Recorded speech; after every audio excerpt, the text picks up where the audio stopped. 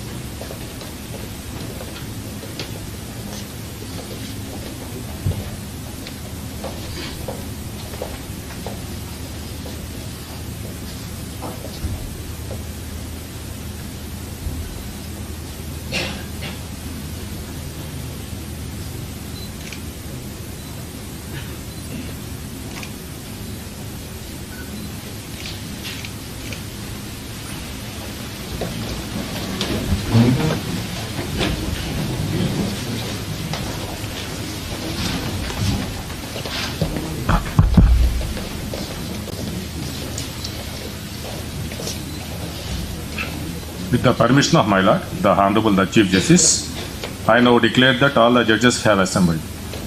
With the permission of my Lord, the Honorable the Chief Justice, may I now request your Lordship to commence your Lordship's speech.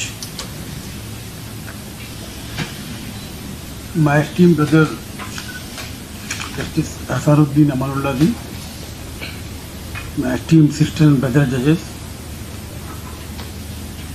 Sri S. Sri Ram, Learned Advocate General, Sri K. Janaki Rami Reddy, President AP High Court Advocates Association, Sri Ghanta Rama Rao, Chairman Bar Council of Andhra Pradesh, Sri N. Harinath, Assistant Solicitor General,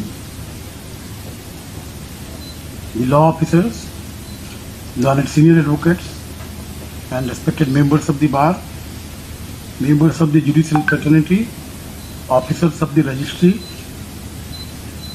revered Madam Mrs. Jeva Amanullah and other family members of Justice Amanullah, ladies and gentlemen, we have gathered here to bid a warm farewell to my esteemed brother, Justice Hasanuddin Amanullah, as his lordship has been transferred to his parent High Court. My brother was transferred to this court almost simultaneously at the time when I was appointed as Chief Justice of this court. We assumed office barely within a span of 3 days. During my association with Brother Justice Amanullah for about 7 months, I had the advantage of receiving his valuable inputs and views on important issues on the administrative side. During this period, Justice Amanullah has contributed a lot on the judicial as well as on the administrative side, and the designation of 22 senior advocates could not have happened without his active participation and motivation to the committee.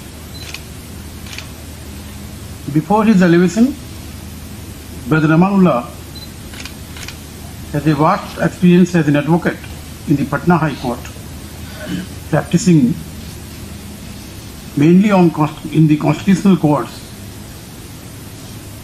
He had the experience of appearing in almost all the jurisdictions like taxation, labor, corporate, forest, service law, and other tribunals like Central Administrative Tribunal, Council Taxes Tribunal, Board of Revenue, apart from the routine civil and criminal matters.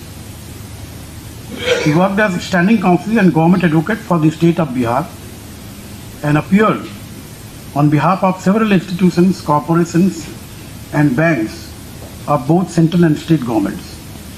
He was instrumental in drafting and vetting subordinate and delegated legislation for certain acts of Bihar legislature during the period 2006 to 2011. As an advocate in the Patna High Court, his assistance to court as amicus in matters of significance and in various pro bono matters reflects his concern for social responsibility in helping the needy and underprivileged in the society. His contribution to the cause of legal service was immense and has left an indelible ink. It was for his initiative and microscopic monitoring of all the arrangements and events at every stage the recently held program of Andhra Pradesh State Legal Services Authority at Visakhapatnam under the aegis of NALSA on Say No to Plastic, Save Environment and issues relating to unorganized labor became a runaway hit.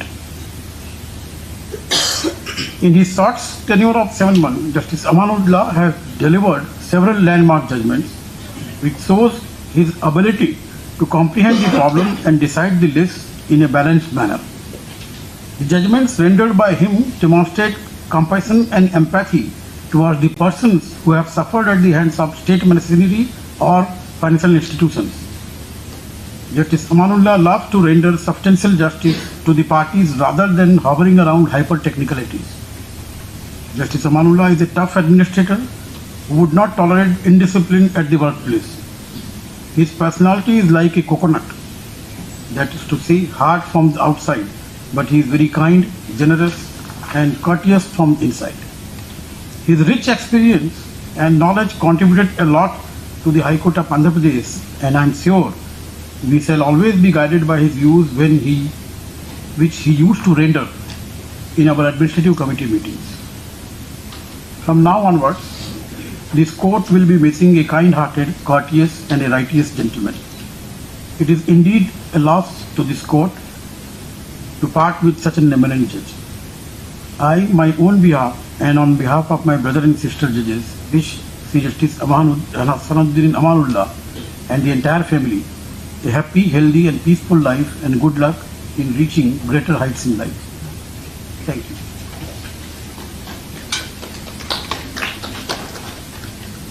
With the permission of my Lord, the Honorable Chief Justice, may I now request the Learned Advocate General to commence his speech on behalf of the legal fraternity. Allows the Honorable Chief Justice. My Lord Justice Amanullah, my Lord the Honorable Judges, Janakram Reddy, President Bar Association, Mr. Gantarama Rao, Senior Advocate, Chairman Bar Council, N. Harinath, Assistant Solicitor General, Dushyant Reddy, Additional Public Prosecutor, Senior Counsel, Law Officers of the Government, Officers of the Registry, family members of Justice Amanullah, and friends. A tenure of 7 months is just about enough for a learned judge to learn the traditions of the court, learn the traditions of the bar, understand the bar, and also the local laws, and that is thereafter that the learned judge looks to commanding the position that he would be in.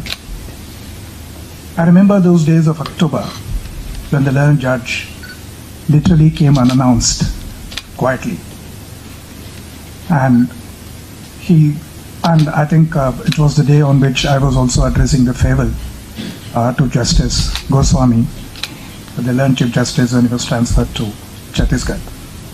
I gave my speech, and after that, all of us went to the association. This learned judge, who I barely met about 10-15 minutes ahead, walked across the floor of the association hall, clasped my hands, and said, "Well spoke, AG."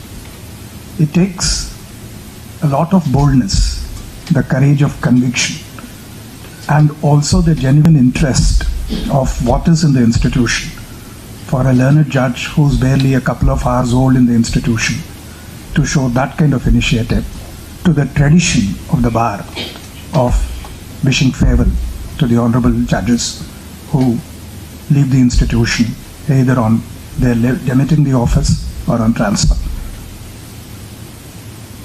I had an occasion or two to appear before the court, which was presided over by him, but towards it a little later.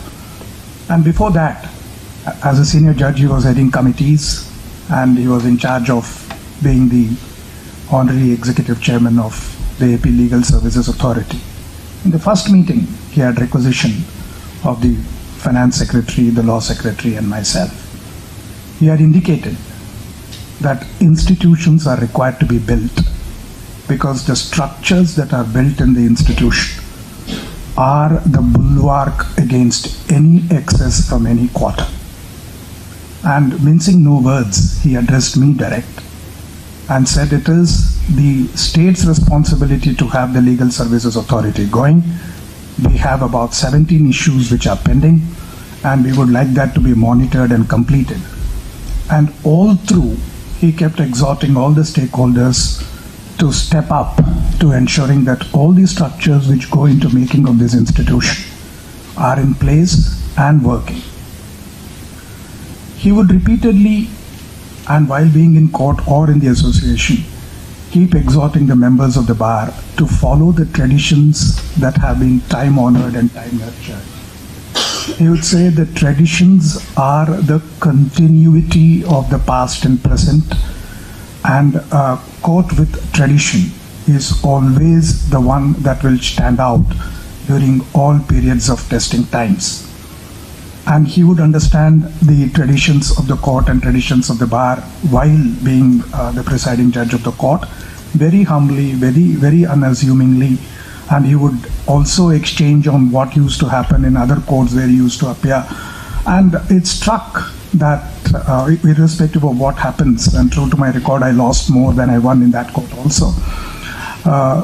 His lordship continuously kept saying that it is about the institution, it is about keeping the traditions going.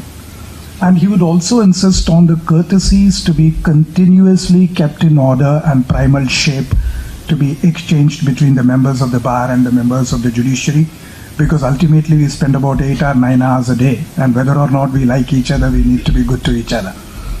So he would keep saying that the interactions ought to be civil, interactions ought to be courteous, and these are a palliative in times of stress when we feel the pressure of work or we come on a little hard inside the court.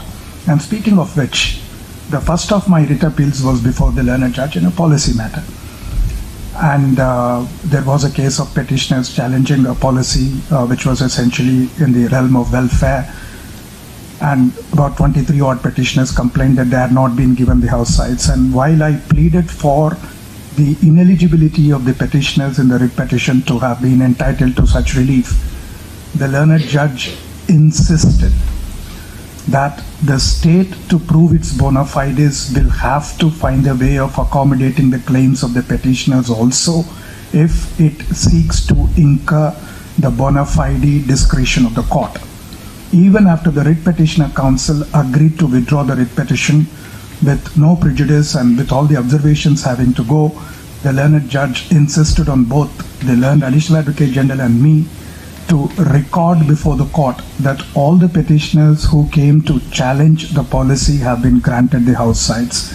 And that is when His Lordship indicated in the order as well that a few things are to be kept non-adversarial irrespective of the result of the case. So a tribute to a fine sense of justice and a balancing scale of evening out the rights of the parties and the concerns of the state.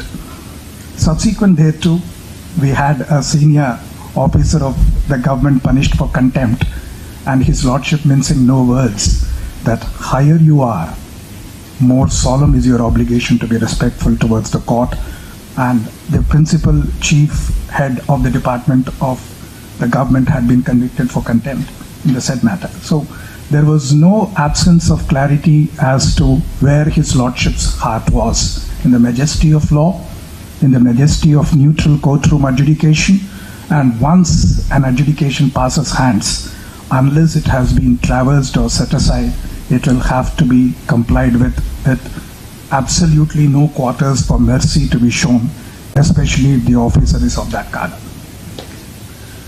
So you came swiftly, you came quietly, and you're going back in a hurry.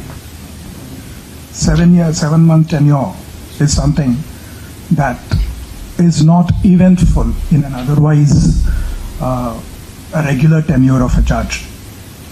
7 months, Lok Adalats, the meeting that his lordship held with the officers of the state, mincing no words that he expects the officers to be fair. He had a meeting with the banks and the local corporations. He called for a fair measure the police officers in, and said, and I had an opportunity to remark about this in the conference that the learned Chief Justice alluded to, his lordship very pointedly told me that as a law officer of the state, I need to impress upon the state that it is not about a win or a loss.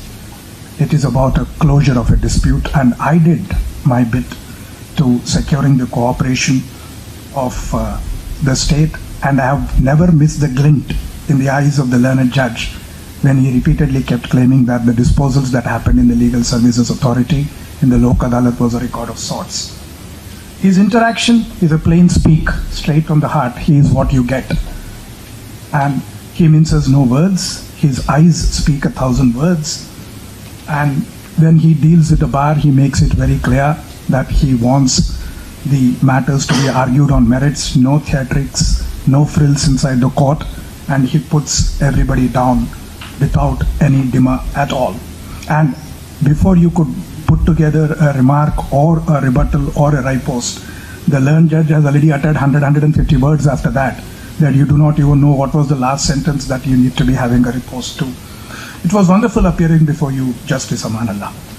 And I've had these experiences in your court, maybe 5 or 7 matters. I will not refer to the result of those matters. And I have seen that your lordships have that first line of questioning. Your lordships expect a fair and a candid answer, and you more than once reminded me the office that I hold when I was trying to argue as a lawyer and not as an advocate general, with all due humility. It's a lesson learned. The learned Chief Justice alluded to the minor detail that your lordships insist on, to the point of being obsessed with it.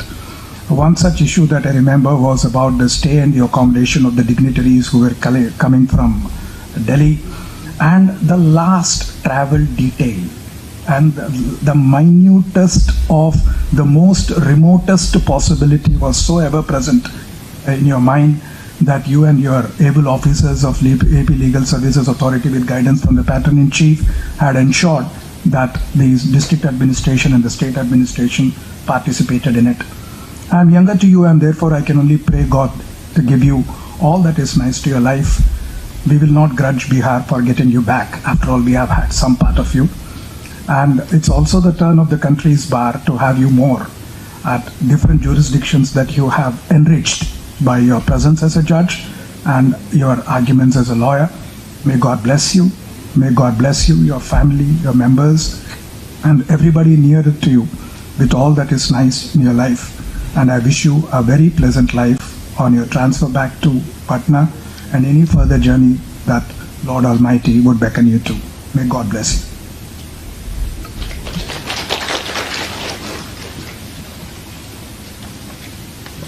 With the permission of my Lord, the Honorable the Chief Justice, may I now request the learned President of the Andhra Pradesh High Court Advocates Association to commence his speech on behalf of a legal fraternity. My Lord, the Honorable Chief Justice, The Honorable Sri Justice Ashanuddin Amanullaji, Honorable Judges of this Court, Land Advocate General, the Honorable Chairman Bar Council of AP, Land Additional Public Prosecutor, Land Assistant Solicitor General, Law Officers of the State, Land Senior Advocates, colleague advocate friends. Today we have assembled here to bid farewell to the Honorable Sri Justice Ashanuddin Amanullaji on his lordships being transferred to High Court of Patna. My Lord was born on 11/5/1963. After completing BSc and LLB, enrolled as an advocate with the Bar Council of State of Bihar on 27/9/1991. Practiced majorly in the Constitutional Court, primarily at Patna High Court. My Lord has also appeared before various tribunals, district courts, consumer dispute redressal bodies, and also in arbitrations. My Lord was also a special counsel in income tax matters, representing on behalf of the Government of India at Jharkhand High Court, and counsel for the district administration before the Commission of Inquiry into the Dal Singh Sarai firing incident. My Lord served as standing counsel and government pleader for the state of Bihar. My Lord has also appeared at various institutions like banks, Indian Railways, central government corporations, and assisted as amicus curiae in matters of significance associated with the social issues pro bono. Then my Lord elevated as judge of Patna High Court on 20th June 2011. Upon transfer, joined the High Court of Andhra Pradesh on 10th October 2021. My Lord served as chairman of High Court Legal Services Committee at Patna High Court, chairman for Juvenile Justice Monitoring Committee, and member of Board of Governors, Bihar Judicial Academy at Patna. From 8/11/2021, serving as executive chairman of Andhra Pradesh State Legal Services Authority. And my Lord delivered number of landmark judgments at Patna and in Andhra Pradesh also. In KV Krishnaya versus State of Andhra Pradesh, His Lordship, while heading a division bench, clearly held, approaching a constitutional court for redressal of grievances ipso facto would not disentitle a citizen from protesting in relation to the same subject matter. The reason that when the court would be looking at this dispute, it would examine the matter only from a legal lens, based upon settled parameters of adjudication.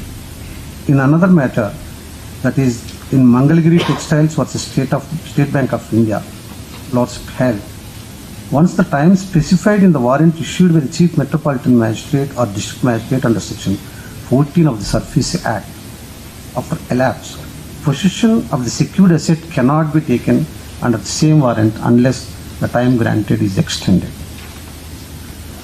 In another matter at Patna, that is Pavan Kumar Yadav versus State of Bihar, while dealing a case in implementing environmental laws, the Lordship held that the court would also not lose sight of the fact that environmental laws, besides being a substantial law, are required to be strictly implemented in today's world, as non-conforming to these laws is leading to a drastic and grave evil consequences on nature, which are irreversible, and no slackness can be afforded or permitted on this front.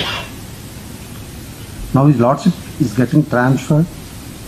We would miss the presence of His Lordship in the High Court. During His Lordship's tenure, created a special place in the hearts of every member of the bar, and we are thankful for every endeavor that His Lordship has made in upholding the rule of law, and also for keeping good relationship with the bench and bar. Though His Lordship is leaving this honorable court in short time, but His Lordship would be remembered for his precious contribution to legal fraternity and for upholding the values of this temple of justice.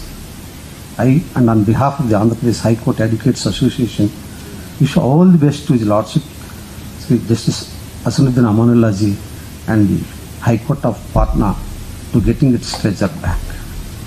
Thank you, sir.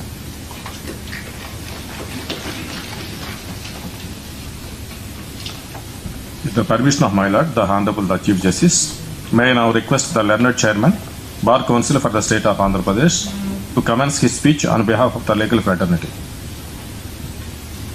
My Lord, the Chief Justice Prashant Kumar Misra ji, Asaduddin Amanullah ji, and other learned judges of the Honorable High Court, family members of Amanullah ji, my learned Advocate General Sri Ram, my good friend Janaki Ram Reddy, President of the Bar Association, Arnad, Assistant Solicitor General, and also Additional Public Prosecutor, Senior Counsel, and Registry, and other members of the profession, ladies and gentlemen.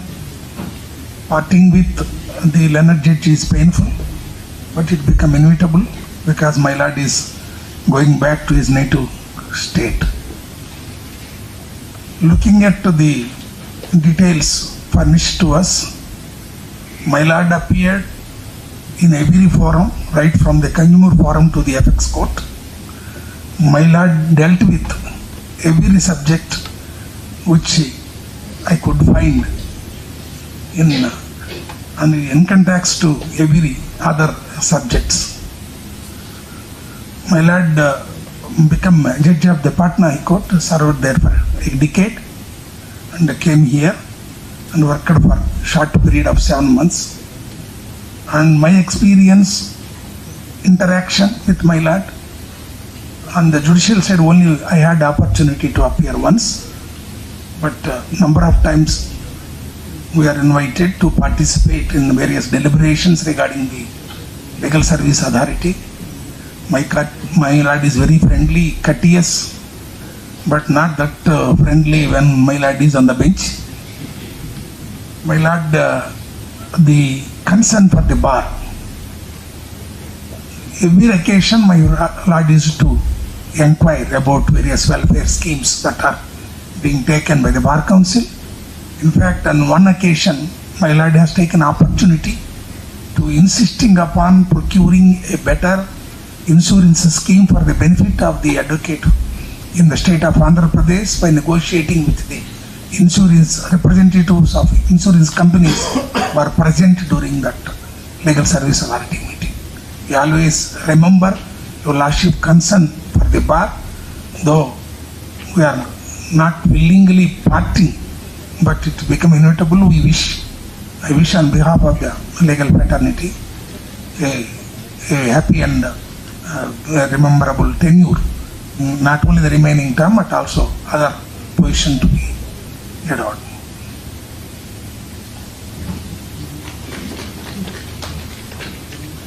With the permission of my lord, the Honorable the Chief Justice, may I now request the learned Assistant Solicitor General to commence his speech on behalf of the legal fraternity.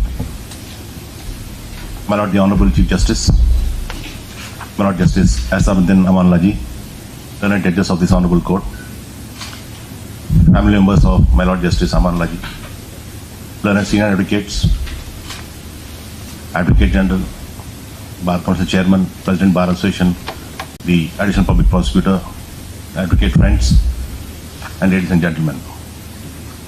My Lord, on this occasion, I would like to recollect one issue. My Lord, when he was transferred from Patna, the portfolio which he was handling, every third matter was a surfacey matter. And though Union of India was a pro forma party in those matters, we were asked to find out the status with regard to as to the appointment of the members of the tribunals, BRTs. Most of the matters were coming to the High Court because there was no member in the tribunal and even the appellate tribunal as well. So my lord was insisting on, why don't you find out, why don't you write letters to the department? So complete persuasion from my lord. We also wrote letters because once we gave a word to the court, my lord, saying that we will write letters. We had written letters to the department, and then one fine day we were very happy. We gleefully forward the copy of the appointment orders, so that we can recollect my lord's complete persuasion. A very compassionate judge, my lords, in his judgments also, which the bar would be missing from tomorrow. My lord, the Patna High Court, what I can say at this moment is very fortunate to have their gem of a judge back in their collegium or in their team, which our court would be missing. With these few words, I pray Almighty to bestow all His blessings on my Lord Justice Amanullah ji with good health, and greater, and wish him he reaches greater heights in the judiciary. Thank you, my lords.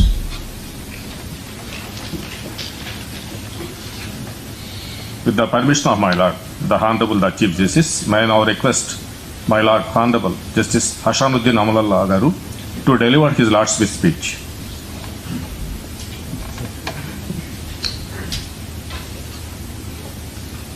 Honorable the Chief Justice, Mr. Prashant Kumar Mashra, respected brethren and sisters on the bench, Mr. S. Shriram, Learned Advocate General, Mr. Janaki Rami Reddy, Learned President Bar Association, AP High Court, Mr. Ganta Ramarao, Learned Chairman Bar Council of Andhra Pradesh, Mr. N. Harinath, Learned Assistant Solicitor General, officers of the registry, staff of this court, Learned Senior Counsel and members of the bar, the learned advocate clerks who are assembled here, members of the IPDR department who are streaming this live, Madam Chief Justice, Madam Vasanta, and my wife, my son, my daughter, and all my family members and colleagues of the bar. It is very difficult at this moment to speak something. You are overwhelmed. And this is my first speech, because when I came as of farewell, because when I came from Patna, I just came at very short notice, and everybody there has a grievance that I did not allow them to give a formal farewell. So this time also I made sure that I stayed back here. I met everybody, and there was some sort of a formality to interact and to listen to each other. Another thing I have to confess is that I am a very unpredictable speaker. So my family is more apprehensive, so they made sure that I had a prepared speech. So I have one paper with me, and I promised them that I will try to limit myself to this. I don't know how much successful I would be, because I have a tendency of going off track.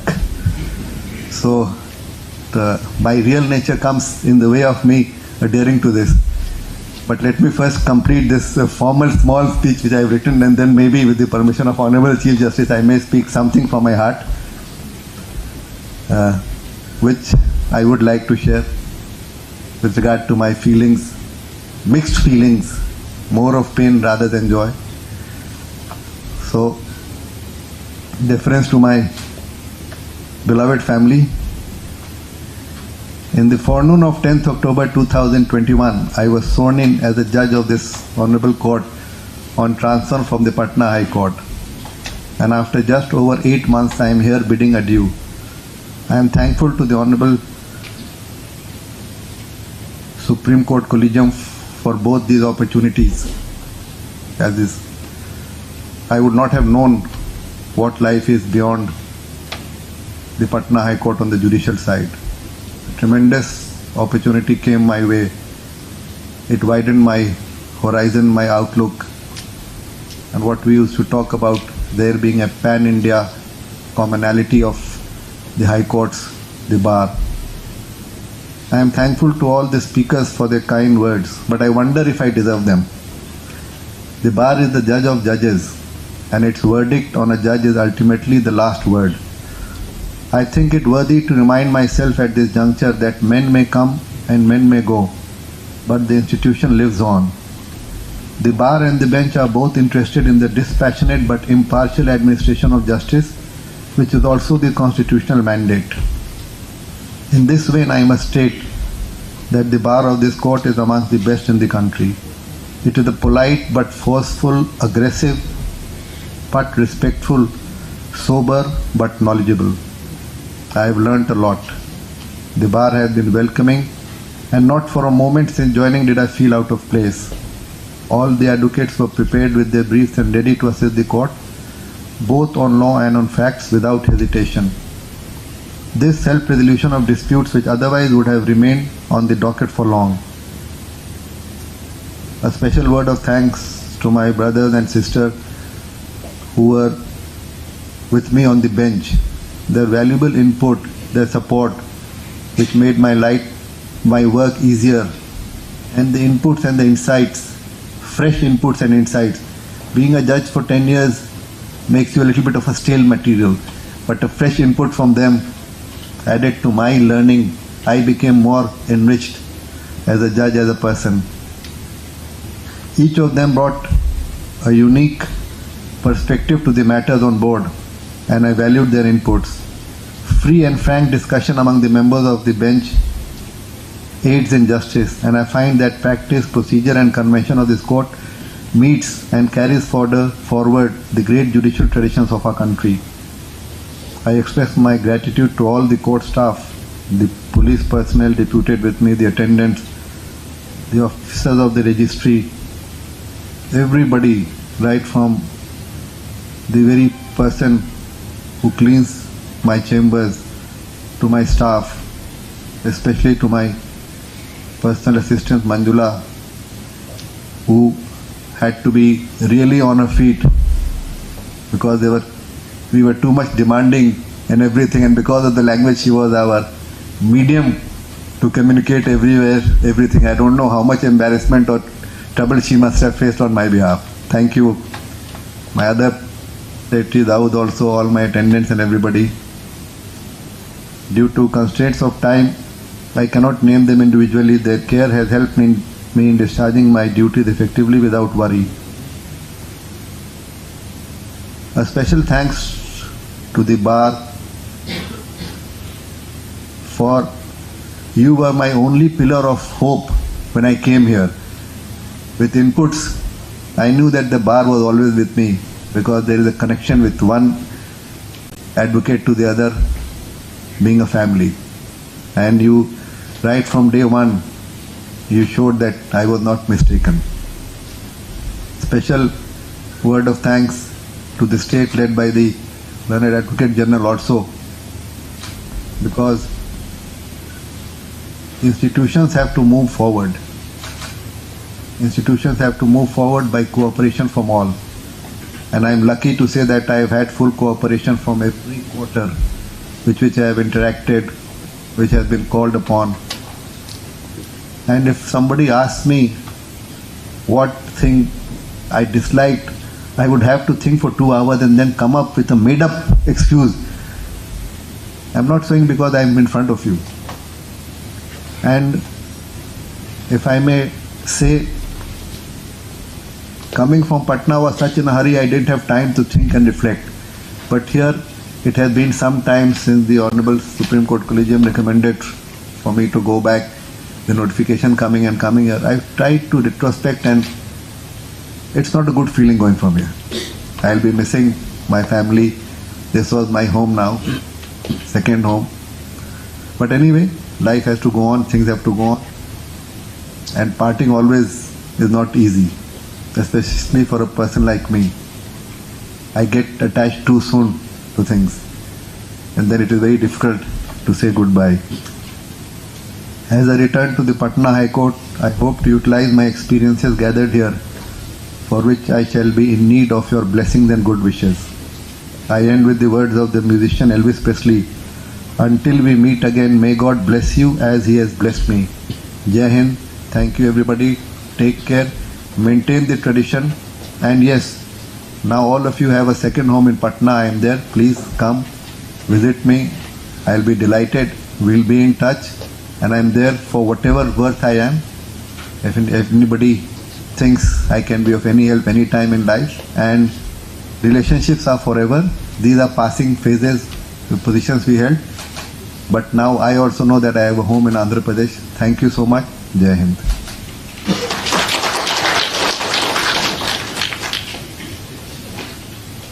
With the permission of my Lord, the Honorable the Chief Justice, may I now declare that the proceedings are concluded.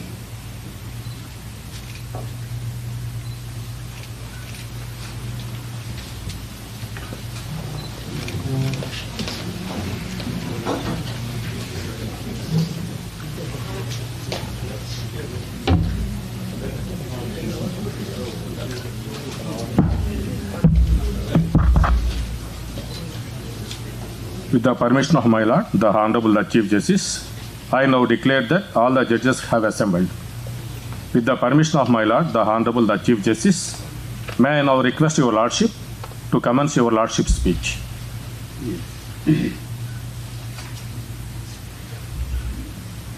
My esteemed brother, Sri Justice Satyanarayana Murthy,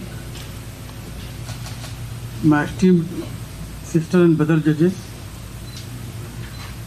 Sri K. Janaki Rami Reddy, the President, AP High Court Advocates Association, Sri Ganta Rama Rao, Chairman, Bar Council of Andhra Pradesh,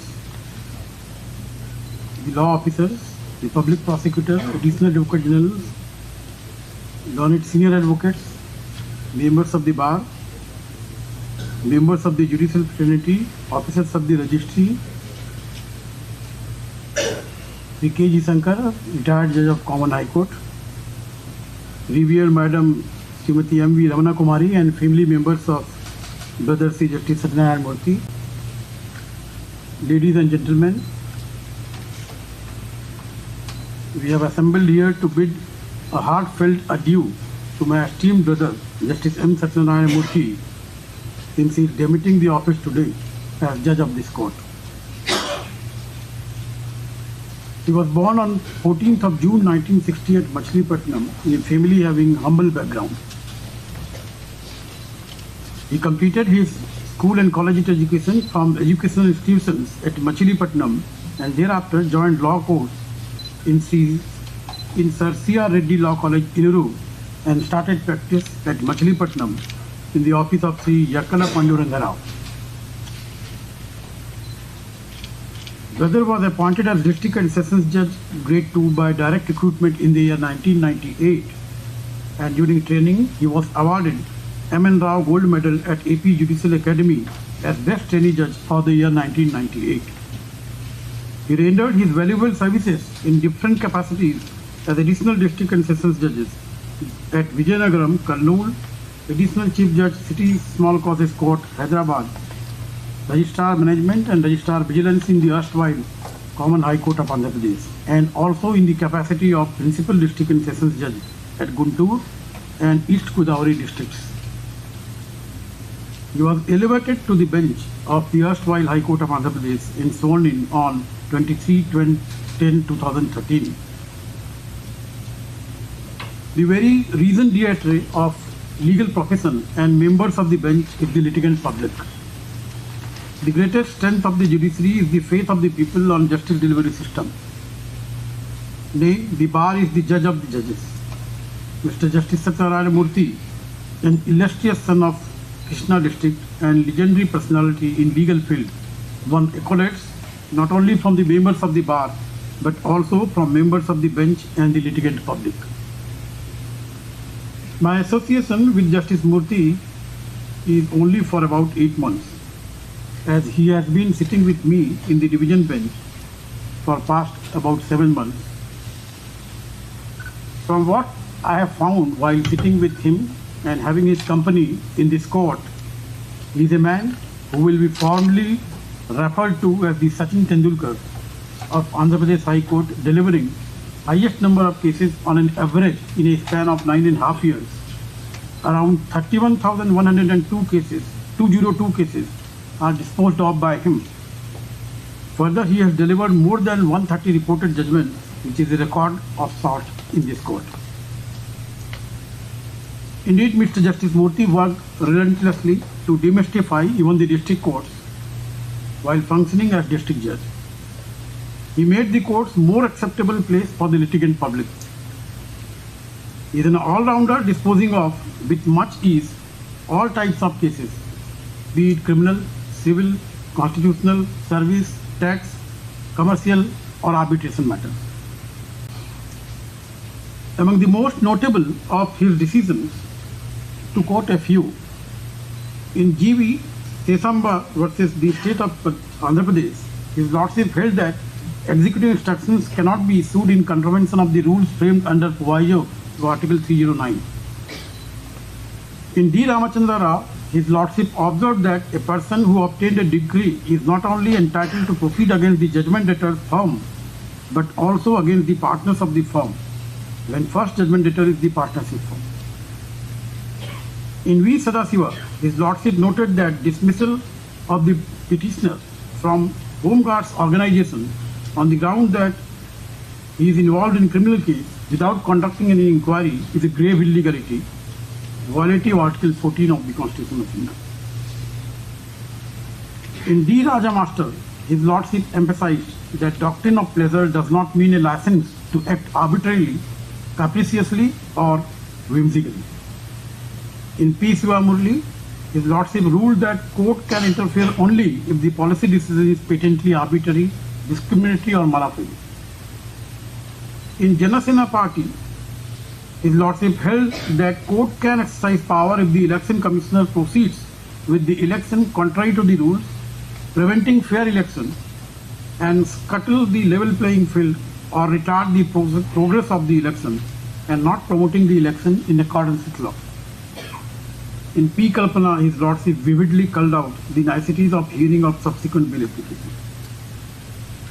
And in the latest, that is in VR Commodities Private Limited, while dealing with an international commercial arbitration appeal, His Lordship, by applying the principle of separability, held that arbitration clause in an agreement can be taken into consideration to grant any relief under Section 9 of the Arbitration and Conciliation Act 1996, albeit the agreement bears sufficient stamp. On a cursory glance of many of His Lordship's judgments, I can very firmly say that they are abundant in information relating to entire case law on the particular aspect and impart profound knowledge to the reader. And if anyone reads those judgments, he or she would get mastery over the subject. It is widely acknowledged fact that Mr. Justice Murthy is an inviolable role model. He is a stickler of discipline.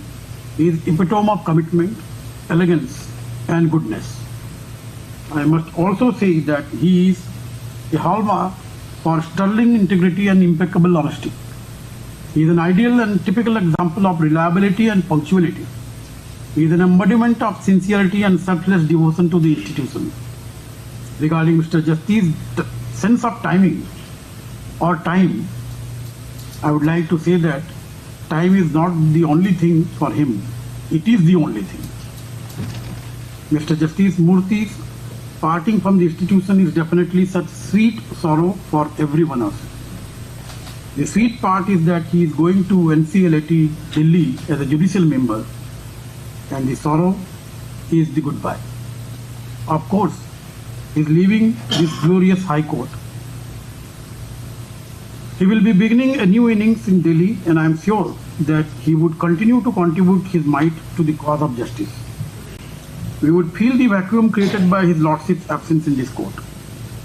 Exactly after a few hours from this moment, Mr. Justice Satyanarayana Murthy is going to hang up his boots of judiciary. He has not just marked time. He made a difference. I believe that most of us would consider this superannuation ceremony worthy of our time. On behalf of my brother and sister judges, and on my own behalf, I wholeheartedly wish and pray that Mr. Justice Satyanarayana Murthy and Madam Murthy be blessed with a happy, healthy and peaceful life and good luck in achieving further greater attitudes in his life. Thank you.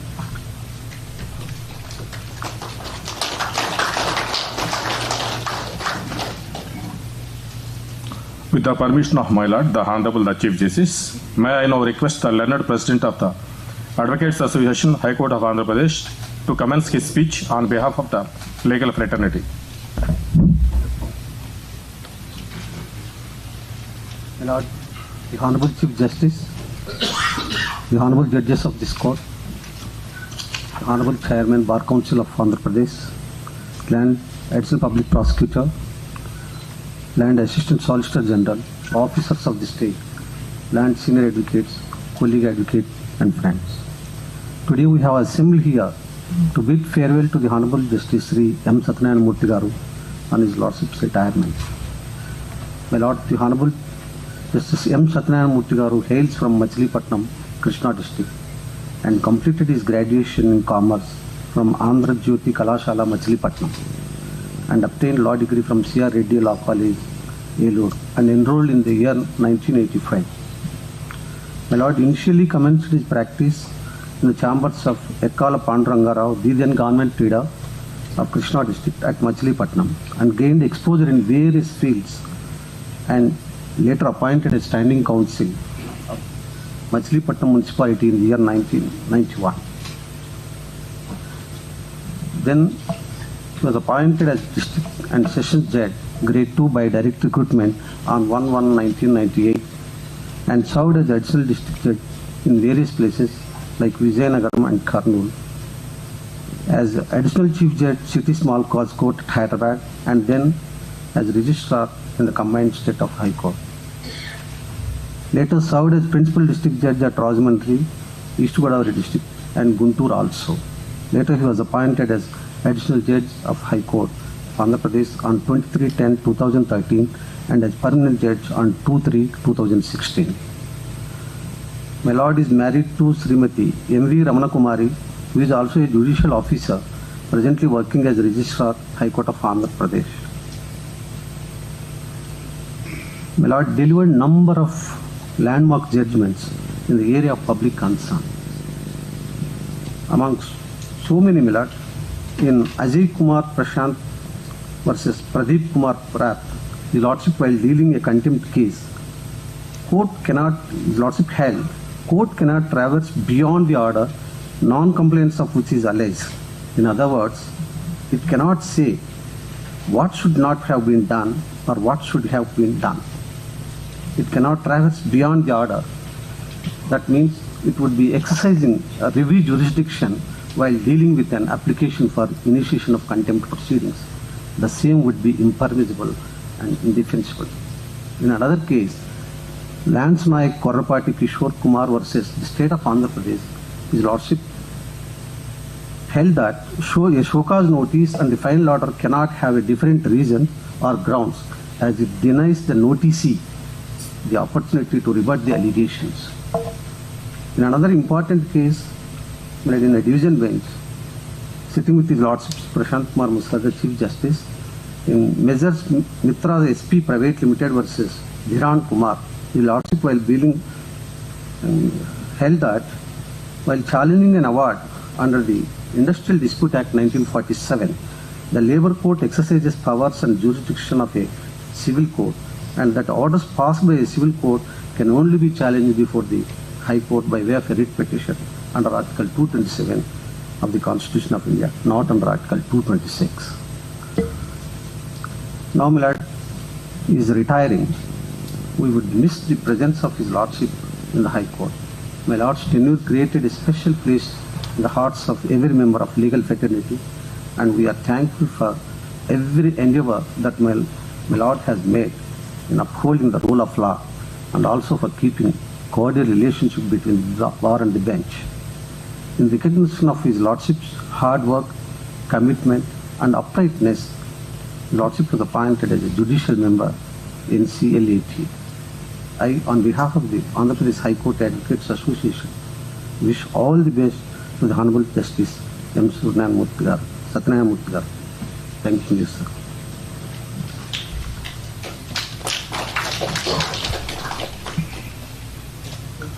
With the permission of my Lord, the Honorable the Chief Justice, may I now request the learned Chairman, Bar Council of the State of Andhra Pradesh, to commence his speech on behalf of the legal fraternity.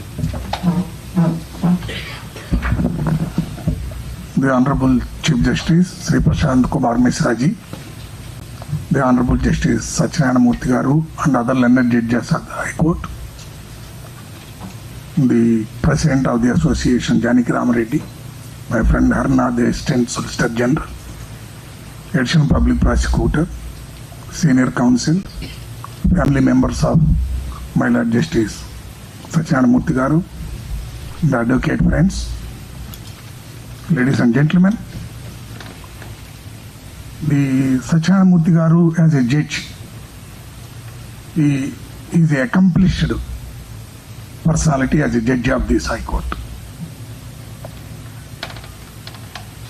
Having enrolled in 1985, having practiced for a period of 13 years, he was appointed as a district judge in 1998. Thereafter, after functioning in different capacities as a district judge, additional district judges, registrar, he was ultimately elevated to this Honorable Court as a judge of this Honorable Court in the year 2013 and discharged the functions as High Court judge till today. Every one of us aware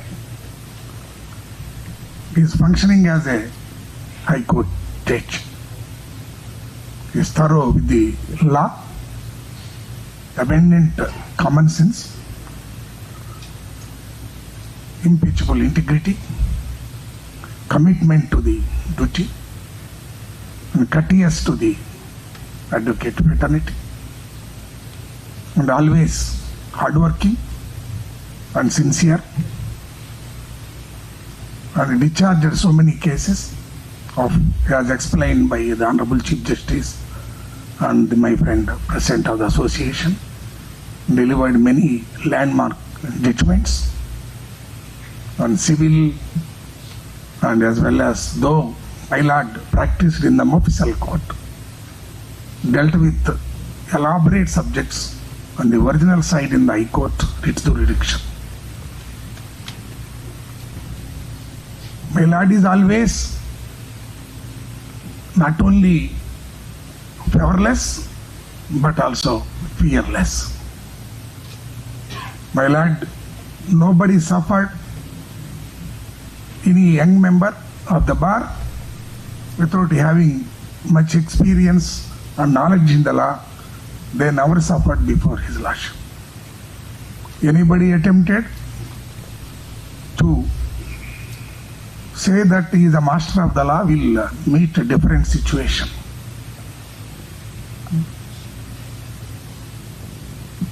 My lord is always never unassuming personality. He is very serious when my lord is on the bench, but off the bench he is very lovable person, very courteous, and always available for all of us. He is a guiding spirit. His journey as a lawyer and a judge is inspirational, illustrious. And this bar, of course, it is inevitable that beginning has to have an end, and it is inevitable that he has to retire one day. That happened to be today. And to our fortune, my lord is already, again, he is going to discharge in different forum, in different capacity, in different subjects. I wish my lord and his family members a happy life, and we look forward, even after completion of the tenure, come back to our legal profession by resuming and serve, pay back to the profession which has given him so much career and satisfaction. With these few words, I conclude by wishing again, my lord, a happy and a peaceful remaining life. Thank you.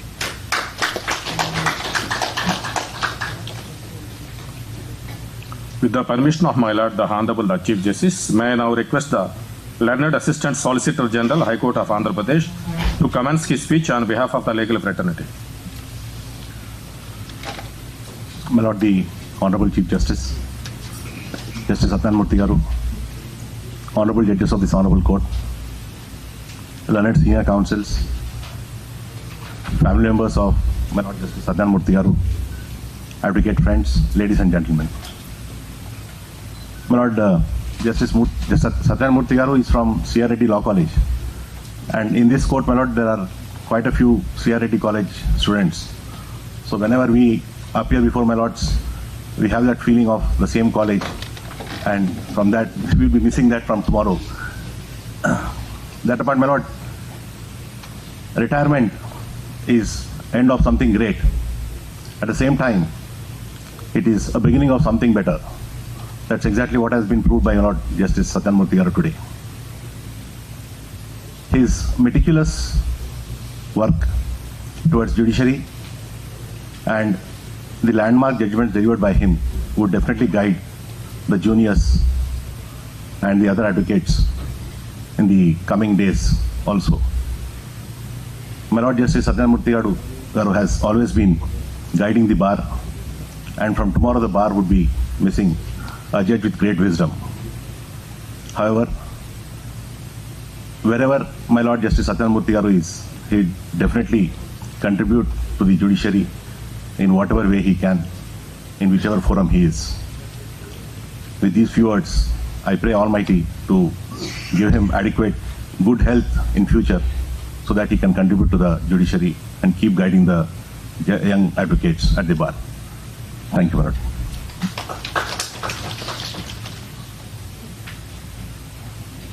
With the permission of my Lord, the Honorable the Chief Justice, may I now request the Honorable Sri Justice M. Satyanarayana Garu to deliver his Lordship's speech. My Lord Honorable the Chief Justice, Sri Prashant Kumar Mishra, my esteemed brother and sister judges, learned former Judge K.J. Sengar Garu, Janaki Rama Reddy, President of the High Court Advocates Association, and Harnath Reddy, Assistant Solicitor General of India, Sri Ganta Ramarao, Chairman AP State Bar Council, the registrars, the members of Machilipatnam and other bar associations including Guntur, my college friends, judicial officers from different places, learners, advocates, members of the Bar Association and all staff members of the High Court, ladies and gentlemen. I am here before you today, humble and in awe that so many of you considered my farewell ceremony on the eve of my unavoidable superannuation worthy of your time. When I look back to my career at the bar and the bench, I feel grateful to the Almighty for blessing me with peace and happiness throughout my journey, except on few occasions.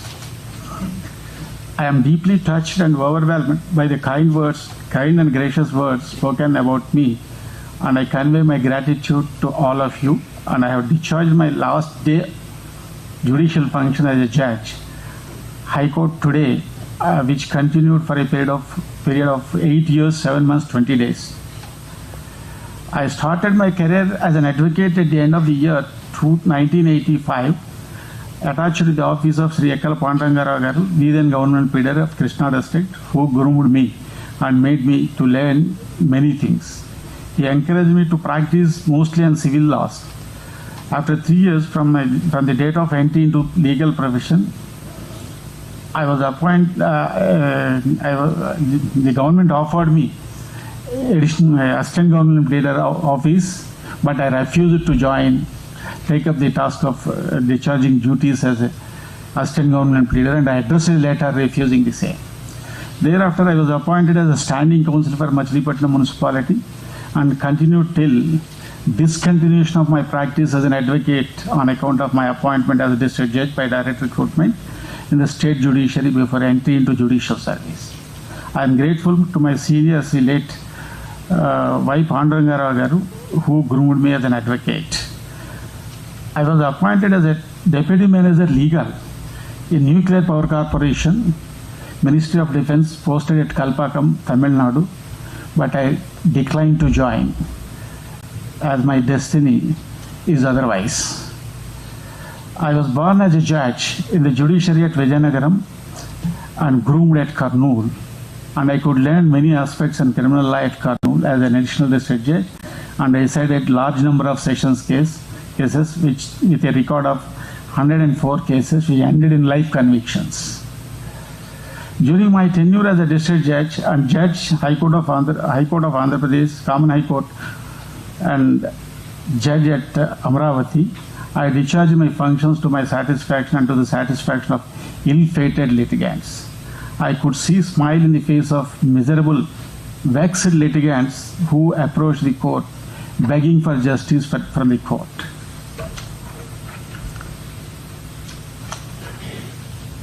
I worked as a additional chief judge, City Small Cause Court, with great satisfaction, as the landlords and tenants used to leave the court with smiling face who were facing long-lasting litigation. From there, I was taken as a registrar by the Honorable Chief Justice G.S. Singhvi, who trained me on administrative side. I never forget love and affection showered upon me by His Lordship Justice Singhvi, G.S. Singhvi, who retired as a judge of the Supreme Court. He is my favorite judge, in fact, in the judiciary. Later, I worked under the guidance of Honorable Justice Bilal Nazki, Honorable Justice A.R. Dave, with great satisfaction as a registrar of residence, who treated me with great love and affection. I was elevated as a judge of the High Court during the tenure of Honorable Justice Kalyan Jyoti Sengupta and took oath on 23/10/2013. I was in division bench for a long period of 2.5 years in the Common High Court, mostly with Honorable Justice Ramesh Ranganathan, who was elevated as a Chief Justice of Uttarakhand and retired. I could learn different laws, particularly interpretation of statutes, tax laws and service laws, while sitting in the division bench with the Honorable Justice Ramesh Ranganathan. I am thankful to each and every advocate and the Honorable Judges of the Common High Court for allowing me to discharge my duties without fear or favor. I am also thankful to Honorable Justice Kalyan Jyoti Sengupta, who recommended my name for elevation as a judge from subordinate judiciary. Being away from my family while I was working as a judge in the Common High Court, I felt little inconvenience. But my wife and my daughter extended their fullest cooperation to discharge my duties. Within short time after my wife was deputed to work as a registrar inquiries, the High Court was bifurcated and established at Vijayawada in a small building where almost all judges suffered a lot due to lack of proper infrastructure and accommodation. But 3 months thereafter, the High Court was shifted to the present new building. After establishing the High Court at Amaravati, I was sitting with the Honorable Justice Sri Praveen Kumar, then acting Chief Justice, who provided me a great opportunity to learn many things on judicial side, particularly matters on public interest litigation and environmental laws, etc. 8 months thereafter, the situation was totally changed and a charged atmosphere was created in the High Court. Despite it, I could discharge my duties without fear or favor and to the satisfaction of the litigant public. After shifting to Amaravati, I happily discharged my duties for a period of 1 year, 4 months. Later, by the acts of the state, made me to learn many facets of law with the able argument of Advocate General. Being a judge, to render justice, I encountered a mood of bellicose jingoism on account of attitude of guardian of rights of the citizenry of the state. My confidence was not crumbled but doubled. But I never took it my heart. However, my family members, including my father and mother, felt a lot on account of situation.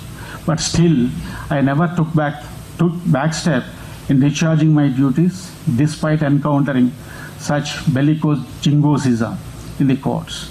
I am thankful to the learned Advocate General in absentia for providing me a great opportunity to learn many twists and turns in different facets of law, including constitutional issues, though I am a favorite of growing tree doctrine and against the doctrine of Shatjapa. During my tenure, I never fell prey to either fear or favor, and I am neither sitting at the dais trying to win popularity contest. However, it was my tightrope walk. Some felt displeasure, but displeasure is not caused due to any other reason. However, it is on account of the law against one of the parties. Judgeship was never a savvy career move or professional high point, but in fact it has been a voyage that is coming to an end today. During my tenure as a judge, if I caused any inconvenience to any one of the advocates or the members of the bar, either on judicial side or on administrative side, it is neither intentional nor willful, but it is only to maintain the rule of law and render justice to the real party aggrieved. If anybody felt displeasure on account of my attitude in discharging my duty, it is only a momentary and not intended to cause damage to anyone. The judiciary, especially in a democratic country like ours, is well known for the impartiality. In numerous cases, it has taken decisions against the state as well for the achievement of the ends of justice. This impartiality of the judicial system in a democratic state can be attributed to the good qualities of a judge who always asserted their independence from executive control. Democracy reaches its height when knowledge and power are combined in the same individual. Democracy faces its greatest danger when knowledge is possessed by someone and power by others. A system of administration under which an entire people is denied its legitimate rights because a few wrongdoers cannot be found out is not a democracy. It is a despotism. When such incidents have taken place, it is the duty of the judiciary to come to the rescue of the public and protect the rights of citizens. In the pursuit of protecting rights of the people of the state, I discharged my duty to the best of my knowledge and protected the rights of the litigant public during my tenure as a judge. Though my career as High Court judge is coming to an end today on account of superannuation and losing an opportunity to render justice to the litigant public of the state, Almighty has given me another opportunity to discharge my duties on judicial side in a different capacity for the benefit of the nation. It is the time to express my gratitude to all those who have assisted me in discharging my duties, both judicial and as well as my administrative functions. I had the fullest cooperation of all my brother and sister judges in all my endeavors in discharging my administrative and judicial functions. They have shown love and affection, which gave me courage and determination to carry on my work. We all shared absolute camaraderie. The registrars had a patience to explain things which needed to be understood by me for the smooth functioning of the High Court. I thank each one of them especially. I need to thank my staff Kishore Kumar, Venkataramana, Uday Shankar, Lakshmi, Parvati, who are deputed to work at my residence, and my driver Mantosh Babu always managed to put me in a court on time with his wonderful driving skills. I will be failing in my duty if I do not refer the individual services rendered by court officers Sri Ramachandra Murthy, my personal secretaries Sri K. Sai Pavan Kumar, S. Pavan Kumar, J. Satish Kumar and Dawood Sheikh, and the courtmasters who attended my court.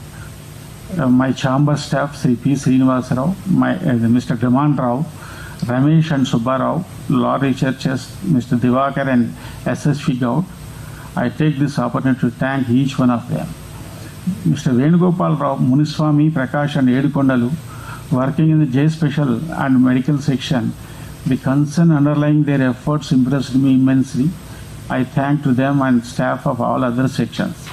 The protocol section always surprised me by their keen attention whenever I had to travel. I thank the staff of protocol section of both High Courts, Sri Srimanarayana, Narayana, Anil Kumar and Achibabu. The overseer, Mr. Nagendra of Common High Court and Mr. Firu Sahib of this court and other staff members working with them took every care and provided services not in a routine manner but mixed with lot of concern. I thank them to all.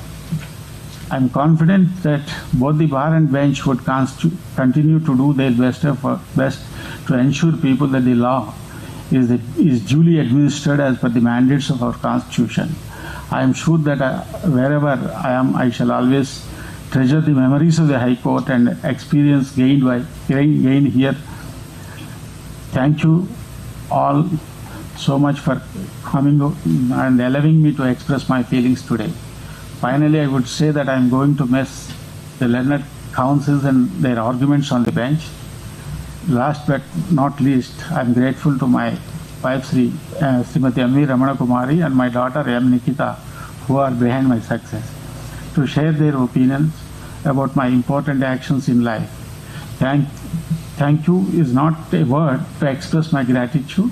During my entire career as a judicial officer and also as a judge, I worked with devotion and to the best of my ability to keep up the prestige of the institution of the judiciary. I wholeheartedly express my good wishes to all of you, and I thanks one and all again, once again. Thank you.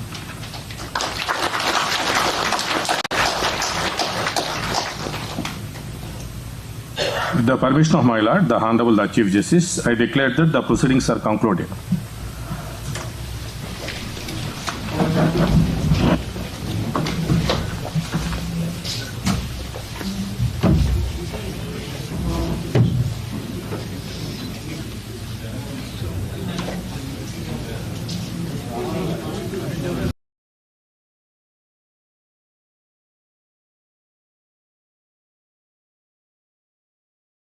मुख्यमंत्री योगी आदित्यनाथ जी से कृपया देश के प्रधानमंत्री महोदय का स्वागत करें, अभिनंदन करें। एक जनपद एक उत्पाद के अंतर्गत फिरोजाबाद के कांच से बना हुआ ये राम दरबार उत्तर प्रदेश के मुख्यमंत्री योगी आदित्यनाथ जी माननीय प्रधानमंत्री जी को भेंट कर रहे हैं। पिछले 8 वर्ष देश और प्रदेश के लिए अद्भुत बदलाव के वर्ष रहे हैं। सभागार में उपस्थित आप सभी महानुभावों का स्वागत करने के लिए तथा इस आयोजन के विषय में विस्तार से प्रकाश डालने के लिए अब मैं उत्तर प्रदेश के औद्योगिक विकास मंत्री श्री नंद गोपाल नंदी जी को स्वागत भाषण के लिए आमंत्रित करता हूं। श्री नंद गोपाल नंदी।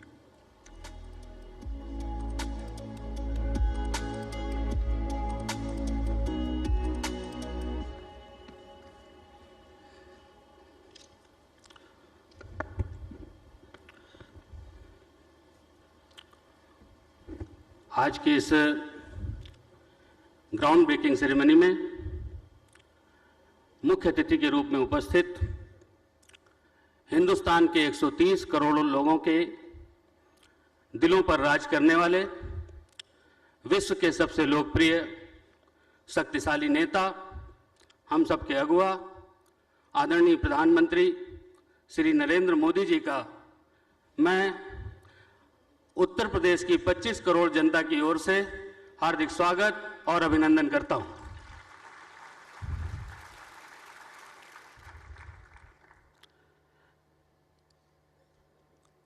उत्तर प्रदेश के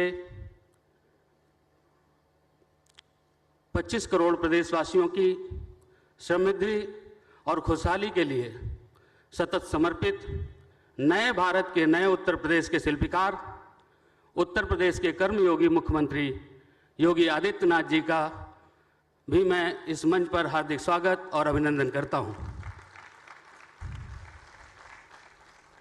देश के यशस्वी रक्षा मंत्री आदरणीय राजनाथ सिंह जी, केंद्रीय मंत्री आदरणीय महेंद्र नाथ पांडे जी, विधानसभा अध्यक्ष माननीय सतीश महाना जी, विधान परिषद के सभापति माननीय कुंवर मानवेंद्र बहादुर सिंह जी, माननीय उप मुख्यमंत्री केशव प्रसाद मौर्य जी, माननीय उप मुख्यमंत्री श्री ब्रजेश पाठक जी, मंत्रिमंडल के हमारे सभी सहयोगी साथीगण, मुख्य सचिव दुर्गा शंकर मिश्रा जी, आए हुए सभी उद्यमियों, गणमान्य अतिथियों, पत्रकार बंधुओं, मैं आपका स्वागत और अभिनंदन करता हूं अपनी ओर से, अपनी सरकार की ओर से और सरकार के मुखिया योगी आदित्यनाथ जी की ओर से आप सभी का हार्दिक स्वागत और अभिनंदन करता हूं। आज की इस ग्राउंड ब्रेकिंग सेरेमनी में उपस्थित उद्योग जगत की जानी मानी सभी हस्तियों का और सेरेमनी में शामिल प्रत्येक निवेशक का हम विशेष रूप से आभार करते हैं। आपकी प्रतिबद्धता और प्रयासों से आज का ये आयोजन सफल हुआ है। आपकी उपस्थिति हमारे मनोबल को बढ़ाने वाली है और उत्तर प्रदेश के औद्योगिक परिवेश को बदलने में आप सभी का अमूल्य योगदान है। हम सबका परम सौभाग्य है कि यह सेरेमनी ऐसे समय में आयोजित हो रही है जब पूरा देश आदरणीय प्रधानमंत्री जी के यशस्वी नेतृत्व में केंद्र सरकार के सफलतम 8 साल पूरे होने का उत्सव मना रहा है। इन 8 सालों में माननीय प्रधानमंत्री जी ने बिना रुके, बिना थके 130 करोड़ भारतवासियों की तरक्की और खुशहाली के लिए लगातार काम कर रहे हैं। ये 8 साल सुशासन और सेवा को समर्पित रहे। ये 8 साल भरोसे और विश्वास को समर्पित रहे। ये 8 साल तरक्की और समृद्धि को समर्पित रहे। इन 8 सालों में पूरी दुनिया ने भारत की चमक और धमक को महसूस किया है। इन 8 सालों में देश की तकदीर और तस्वीर दोनों बदली है। माननीय प्रधानमंत्री जी, आपके प्रेरणादायी मार्गदर्शन और माननीय मुख्यमंत्री जी के यशस्वी नेतृत्व में नए भारत का नया उत्तर प्रदेश आपकी अपेक्षा के अनुरूप अपने सर्वोत्तम सामर्थ्य के साथ देश की तरक्की में अपना योगदान सुनिश्चित कर रहा है। अब उत्तर प्रदेश की पहचान अमेठी और सैफई से नहीं बल्कि अयोध्या, मथुरा, काशी और कुशीनगर से होती है। पूरी दुनिया में प्रभु श्री राम, भगवान श्री कृष्ण, बाबा विश्वनाथ, भगवान बुद्ध पर आस्था रखने वाले करोड़ों लोग आज उत्तर प्रदेश को उसकी पौराणिक पहचान से मिलने से गदगद हैं और खुशी इजहार करते हैं। और उनके मन में एक ही भाव उठता है कि रघुकुल रीति जहाँ के हैं राम रमैया, जिस धरती पर जन्मे किशन कन्हैया, देश ही नहीं सकल विश्व में सबसे विशेष है ये अपना उत्तर प्रदेश है, ये अपना उत्तर प्रदेश है। जहाँ एक ओर हमारी सरकार ने प्रदेश के आध्यात्मिक धरोहर को सजाया है, तो वहीं दूसरी ओर $1 ट्रिलियन की इकोनॉमी बनाने के लक्ष्य को लेकर उत्तर प्रदेश को इन्वेस्टमेंट के सबसे अनुकूल और सुरक्षित डेस्टिनेशन के रूप में सजाया और संवारा है। आज की इस ग्राउंड ब्रेकिंग सेरेमनी में 80,224 करोड़ का निवेश इस बात का प्रमाण है कि हमने इन्वेस्टर का भरोसा और विश्वास जीता है। माननीय मुख्यमंत्री जी के यशस्वी नेतृत्व में हमारी सरकार ने लैंड अलॉटमेंट से लेकर के इन्वायरमेंट क्लियरेंस तक अनेक नियमों में सुधार करके और सिंगल विंडो के माध्यम से उन्हें और अधिक व्यवहारिक और सरल बनाया है। इसी का परिणाम है कि ईज ऑफ डूइंग बिजनेस में हम 12 स्थानों की छलांग लगाते हुए देश में नंबर 2 पर आ पहुंचे हैं। विभाग का दायित्व संभालने के बाद हमने अधिकारियों से कहा है किसी भी उद्यमी को बार बार दफ्तर के चक्कर ना काटने पड़े, इसके लिए हम खुद आगे बढ़ करके उनका सहयोग करें। प्रदेश सरकार के अधिकारियों और उद्यमियों के बीच बेहतरीन तालमेल स्थापित हुआ है और हम सब मिलकर उत्तर प्रदेश को औद्योगिक विकास में नंबर 1 बनाने के लिए काम कर रहे हैं। आज के इस अवसर पर मैं औद्योगिक विकास विभाग के ACS श्री अरविंद कुमार जी और उनकी पूरी टीम को बधाई देता हूं, जिन्होंने रात दिन मेहनत करके इस ग्राउंड ब्रेकिंग सेरेमनी को सफल बनाने में कोई कोर कसर नहीं छोड़ी है। माननीय प्रधानमंत्री जी, हम आपको भरोसा दिलाते हैं कि माननीय मुख्यमंत्री जी के यशस्वी नेतृत्व में उत्तर प्रदेश को औद्योगिक विकास की नई ऊंचाइयों पर ले जाएंगे। यहाँ पर उपस्थित सभी उद्यमियों को हम विश्वास दिलाना चाहते हैं, प्रदेश में आपके हित पूर्णतः सुरक्षित और संरक्षित है।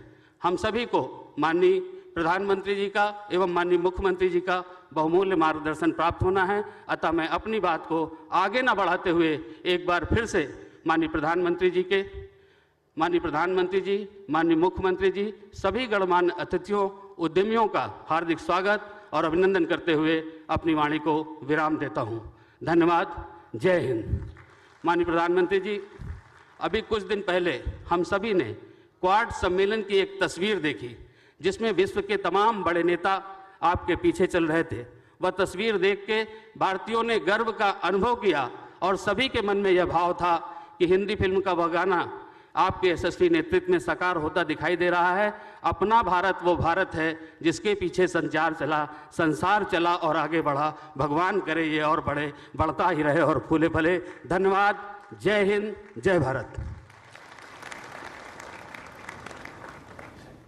बहुत धन्यवाद माननीय मंत्री महोदय।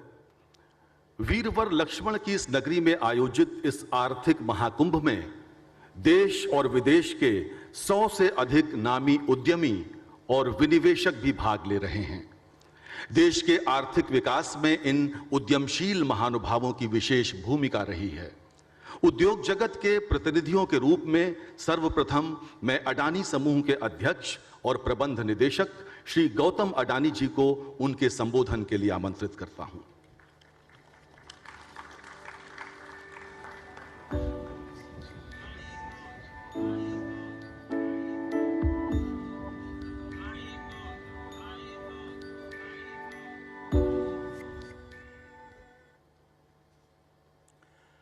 नमस्कार। पूरी दुनिया में भारत का मान सम्मान बढ़ाने वाले देश के प्रधानमंत्री माननीय श्री नरेंद्र मोदी जी अपने निरंतर प्रयासों से उत्तर प्रदेश को उत्तम प्रदेश बनाने वाले माननीय मुख्यमंत्री श्री योगी आदित्यनाथ जी, यहाँ उपस्थित अन्य मंत्री Shri,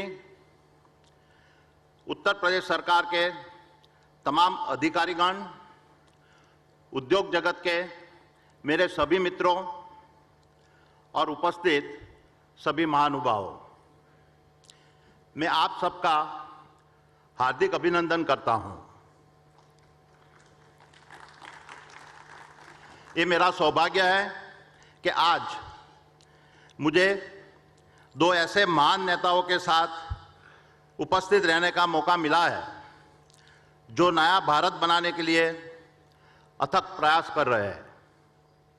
honourable prime minister, from the day you become Chief Minister of Gujarat, I had the privilege to have closely observed as you conceptualized, executed, and institutionalized an economic model driven by a tremendous focus on industrialization and balanced development for all. Now, as the Prime Minister, you are implementing the famed Gujarat model across the country, and the effect is transformational. Uttar Pradesh is a symbolic of this quantum leap forward. Honorable Prime Minister, you are building a new India that works to restore its past glory, a new India that stands by its allies and friends, a new India that takes center stage on the global platform, a new India that feels and cares for all its citizens, a new India where all Indians can hold their heads high. You are the architect designing the aspirations of 135 crore Indians, and with 16% of India population, it is Uttar Pradesh success that sets the tone for the nation's success. माननीय मुख्यमंत्री जी, उत्तर प्रदेश के लिए आपका vision, आपकी अनुशासित जीवन शैली, काम के प्रति आपकी निष्ठा, सर्वांगीण विकास के तरफ आपका झुकाव और एग्जीक्यूशन की क्षमता प्रेरणात्मक है।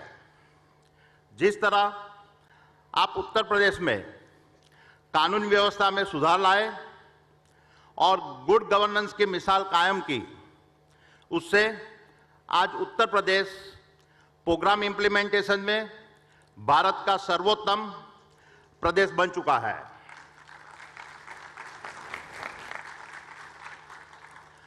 हम इतने राज्यों में काम करते हैं और मैं ये विश्वास के साथ कह सकता हूं कि चाहे बात गंगा एक्सप्रेसवे प्रोजेक्ट की हो या अन्य किसी भी प्रोजेक्ट की, आपके नेतृत्व में उत्तर प्रदेश प्रशासन का प्रोफेशनलिज्म और तेजी से निर्णय लेने की क्षमता आश्चर्यजनक और सराहनीय है। आपका विजन माननीय प्रधानमंत्री जी के नेशन बिल्डिंग के विजन से जिस तरह मेल खाता है, यह कोई अन्य राज्यों के लिए एक मिसाल बन चुका है। Honorable Chief Minister, you are establishing the foundation on which UP's $1 trillion economy will be built. Let me now talk about the Adani Group's investment in Uttar Pradesh. We are investing over 70,000 crores in the state. We anticipate this investment creating over 30,000 jobs. Of this investment, rupees 11,000 crores has already been spent across our transmission, green energy, water, agri-logistics, and our data center business. We are also investing rupees 24,000 crores on road and transport infrastructure and rupees 35,000 crores on multimodal logistics as well as defense sectors. It is a proud moment to share that we are setting up South Asia's largest ammunition complex at Kanpur. This is the largest private sector investment in UP defense corridor. Our large investment are a sign of our confidence that Uttar Pradesh of today will define India of tomorrow. मित्रों, मैं अपनी बात का समापन सरोजिनी नायडू जी की कुछ सदाबहार पंक्तियों से करना चाहूंगा। मैं सोच भी बदलता हूं, मैं नजरिया भी बदलता हूं, बदलता नहीं कुछ तो मैं लक्ष्य नहीं बदलता हूं, उसे पाने का पक्ष नहीं बदलता हूं। हमारे माननीय प्रधानमंत्री जी और उत्तर प्रदेश के मुख्यमंत्री जी के सिद्धांतों को शायद इन चंद पंक्तियों से बेहतर और किसी तरीके से नहीं दर्शाया जा सकता है। मुझे गर्व है कि अदानी ग्रुप यूपी के विकास में सहयोग दे पा रहा है। धन्यवाद। जय Hind.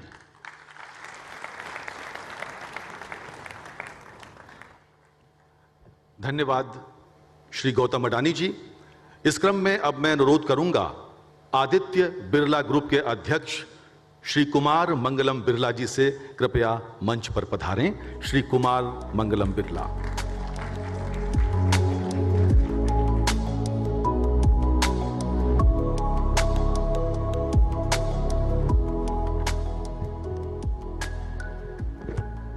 Honorable Prime Minister Shri Narendra Modi ji, Honorable Rajnath Singh ji, Chief Minister of Uttar Pradesh Shri Yogi Adityanath ji, Honorable Ministers, senior government officials, friends from industry, ladies and gentlemen, a very good afternoon to all of you.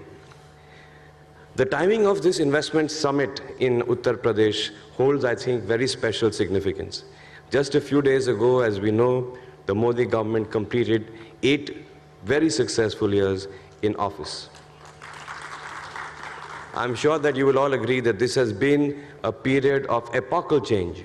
India has emerged as the fastest growing large economy in the world and is a testament to the growth and development that we have witnessed under the leadership of our beloved Prime Minister, Narendra Modi ji.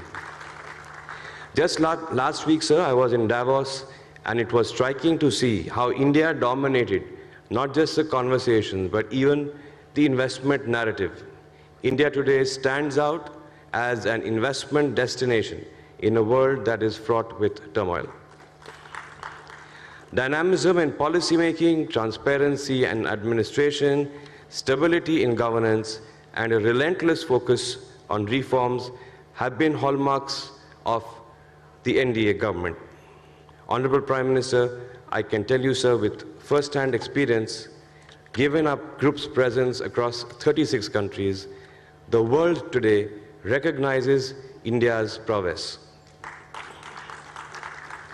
Our Prime Minister has also championed cooperative federalism on the one hand and also championed competitive federalism on the other hand.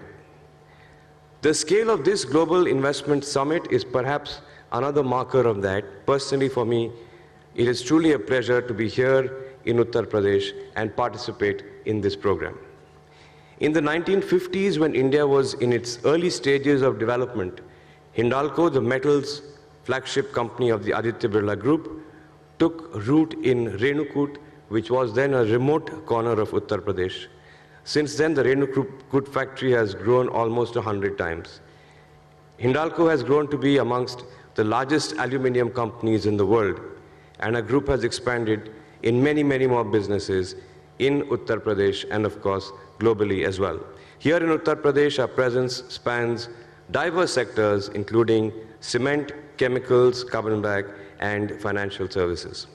Over the years, our group has invested over 40,000 crores in the state, and today we offer direct and indirect employment to about 35,000 people. Our community initiatives span 450 villages and meaningfully touch the lives of over 1 million people annually.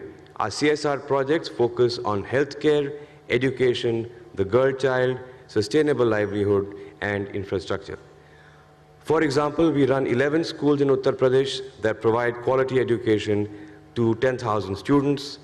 Through our connect with the government's ongoing Nai Pahal project, we have helped transform 180 government schools in 8 districts of Uttar Pradesh.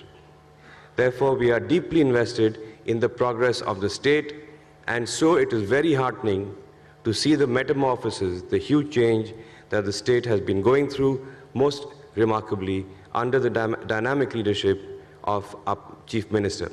UP has become today clearly one of the most attractive destinations for investment in India.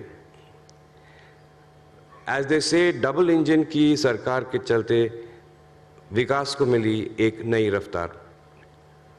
I noticed that there are 3 distinct signs of the huge transformation that is underway here in UP. First is the significant strides that the state has made in terms of ease of doing business.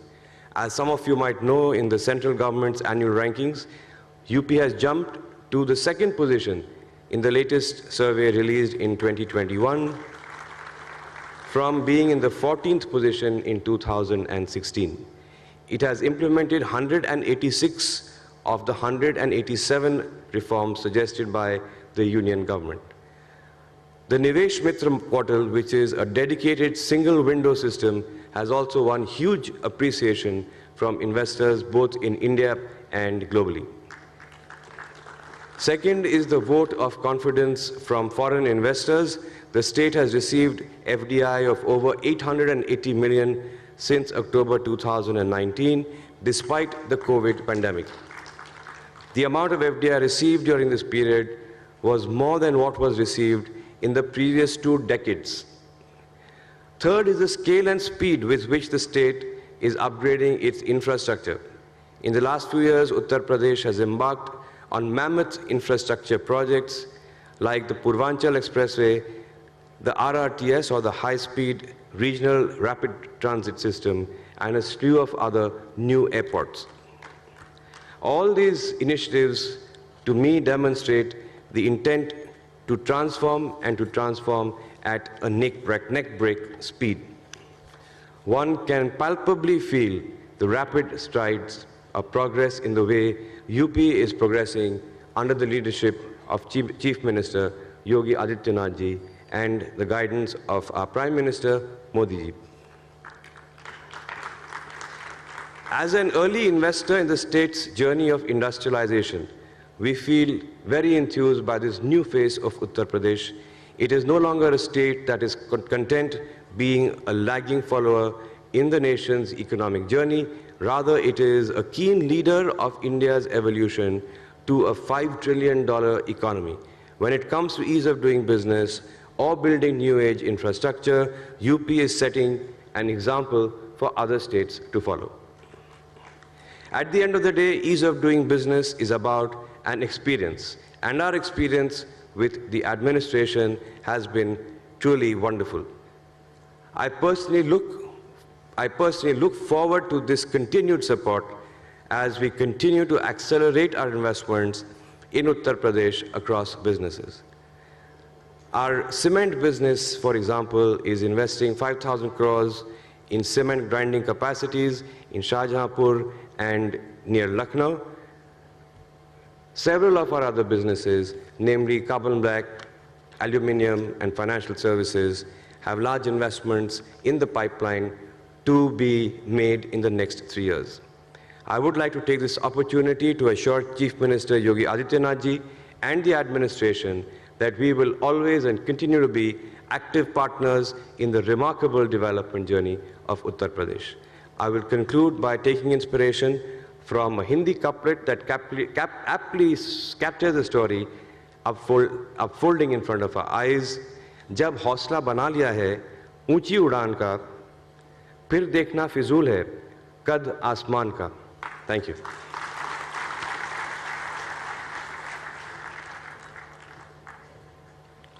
बहुत बहुत धन्यवाद Aditya Birla group के अध्यक्ष श्री कुमार मंगलम बिरला जी।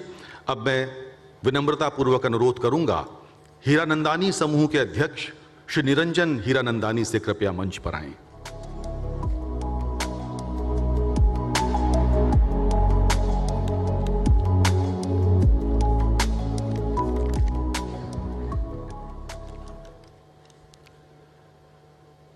आदरणीय प्रधानमंत्री श्री नरेंद्र मोदी जी, आदरणीय मुख्यमंत्री श्री योगी आदित्यनाथ जी, आदरणीय Shri Rajnath ji, dignitaries and my dear friends, UP के तीसरे ग्राउंड ब्रेकिंग सेरेमनी में आज आया, यहाँ आना मैं एक बड़े सम्मान की बात समझता हूँ।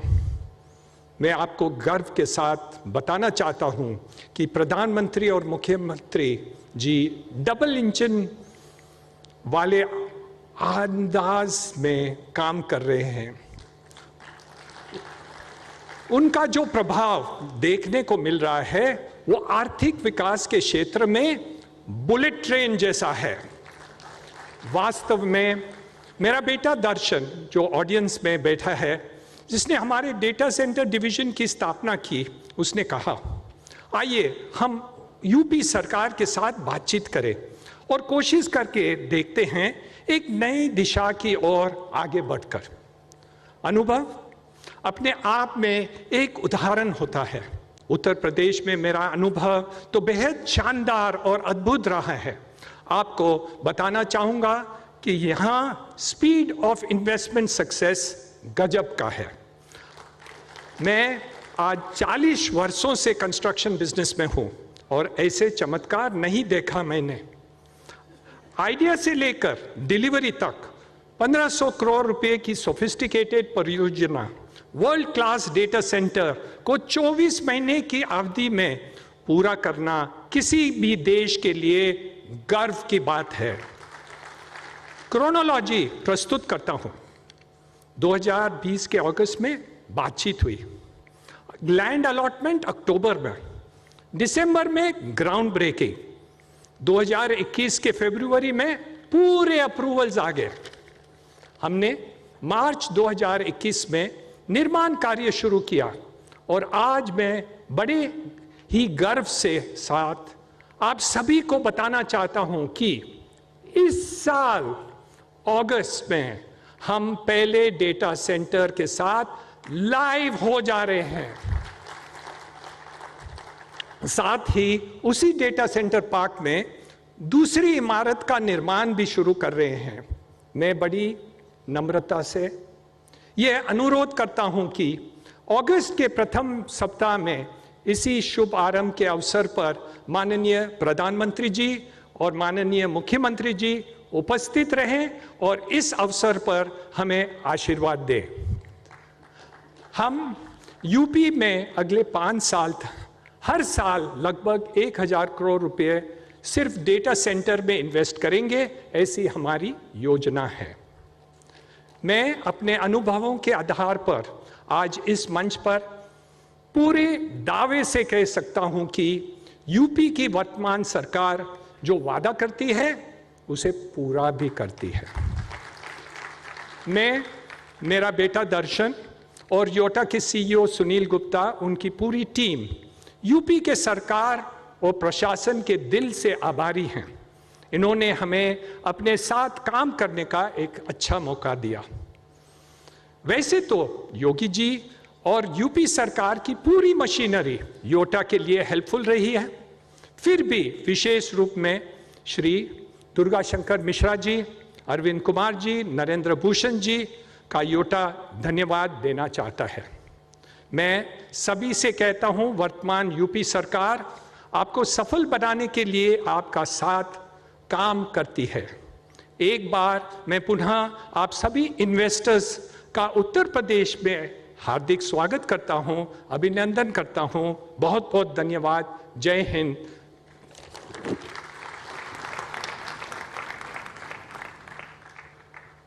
धन्यवाद श्री निरंजन हीरानंदानी जी। There are reputed foreign investors and companies also participating in this groundbreaking ceremony. I now very humbly request Mr. Matthew Arias of Air Liquide France to kindly come on dais and share his views.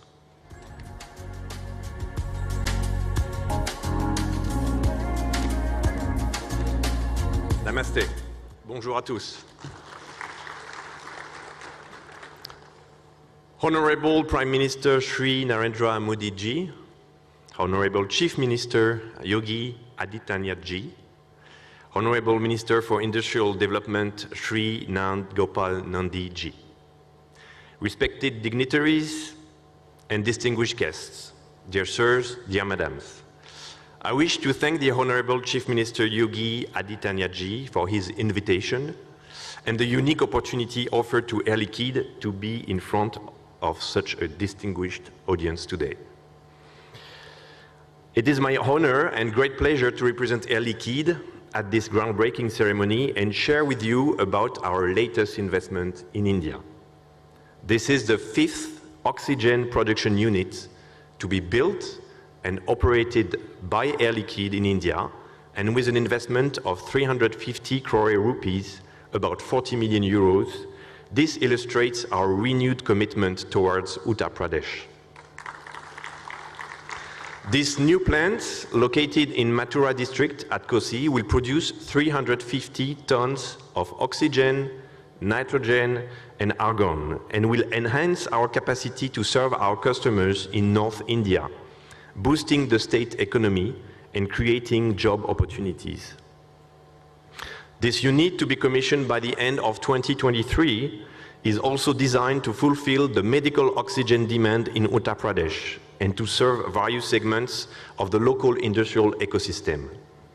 In particular, our products would be used for manufacturing applications, welding, cutting, for environmental preservation, wastewater treatment, and will contribute to the decarbonization of hard-to-abate sectors like the cement industry. The Air Liquide Group is committed to sustainability objectives with a reduction of 1/3 of its CO2 emission by 2035 and the achievement of carbon neutrality by 2050. In this regard, our commitment is to start to operate the plant in Kosi with 40% green energy. Air Liquide is very proud to be joining the community of Uttar Pradesh, and we look forward to successful partnerships with the citizens, the businesses, and the authorities for many years to come. I would like to now thank the Uttar Pradesh authorities who are working diligently to make this region a preferred destination for foreign investors. Thanks to the constant collaboration between our respective teams and the frame of the oxygen production